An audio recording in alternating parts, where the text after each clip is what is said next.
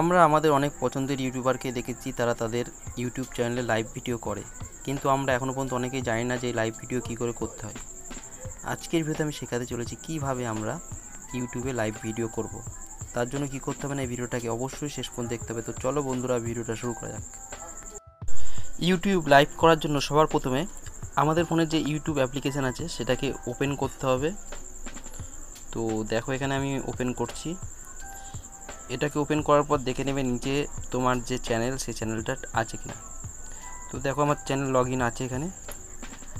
তো এখানে এবার দেখতে পাচ্ছ যে 5টা অপশান আছে: হোম, শর্ট, মাঝখানে প্লাস আইকন, সাবস্ক্রিপশান, একটা হচ্ছে তোমার প্রোফাইল। তো মাঝখানে যে প্লাস আইকনটা দেখছো সেখানে ক্লিক করবে। ক্লিক করলেই দেখো এখানে কয়েকটা অপশান চলে এসছে। একটা হচ্ছে ভিডিও, একটা হচ্ছে শর্ট, একটা হচ্ছে পোস্ট। তো সেখানে গিয়ে কিন্তু আমরা লাইভ ভিডিও করতে পারবো। তো ক্যামেরাকে তুমি চাইলে ফ্লিপ করতে পারো, তো ফ্লিপ করে দিলাম।